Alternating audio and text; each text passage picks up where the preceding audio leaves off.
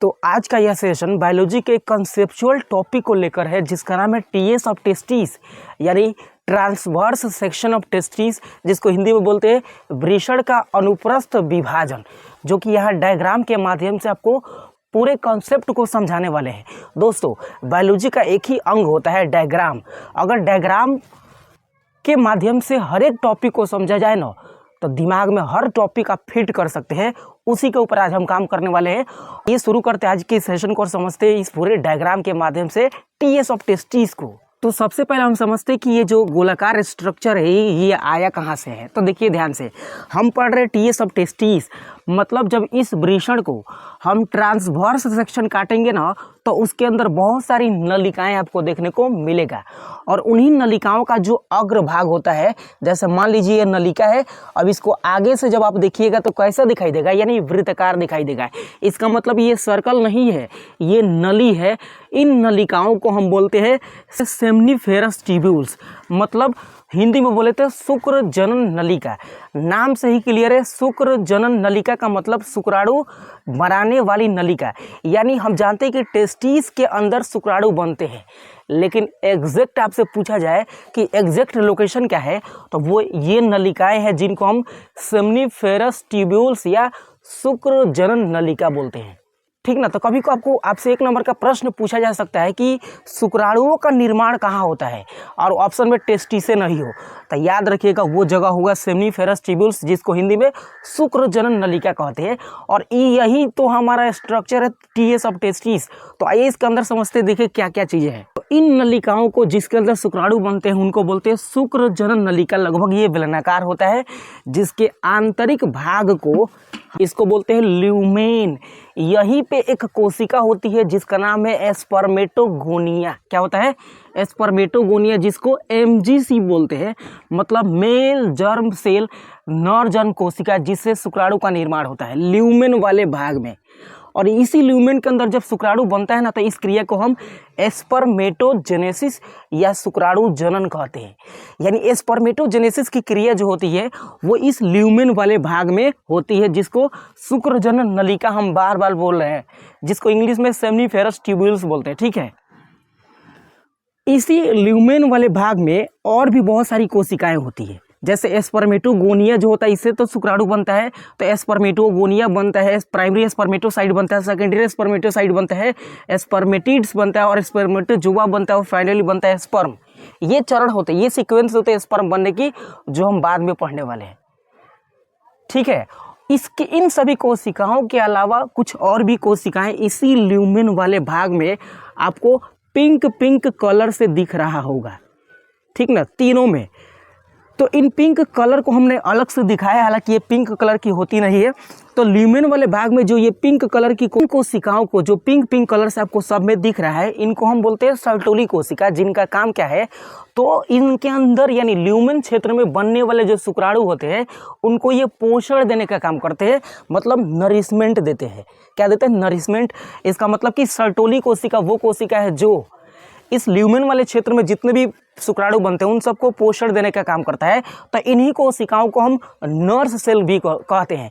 तो इन नर के क्षेत्र में, यानी नर के टेस्टिस में शुक्राणुओं को पोषण देने का काम सर्टोली कोशिका का है। जबकि आप अगर मादा वाला पढ़े होंगे, इसमें भी अगर कि अंडाशय के अंदर अंडाणु बनते हैं, तो अंडाणु को पोषण देने का काम कौन करता है? तो उस अंडाणु के अंदर भी एक कोशिका होती है जिसका नाम है एस्ट्रोमा सेल्स, वो अंडाणुओं को पोषण देने का काम करती है। जबकि इसमें सर्टोली कोशिका वो कोशिका है जो शुक्राणुओं को पोषण देने का काम करते हैं। याद रखिएगा इस बात को। अब देखिए, ये सेमनीफेरस ट्यूब्यूल्स के अलावा जो आपको अगल बगल का स्पेस जो दिख रहा है ना, खाली स्थान, इस खाली स्थान को जो सेमनीफेरस ट्यूब्यूल्स के बीच में आपको सब दिख रहा है यहाँ पे, इसको बोलते हैं अंतराली स्थान या इंटरस्टिशियल स्पेस।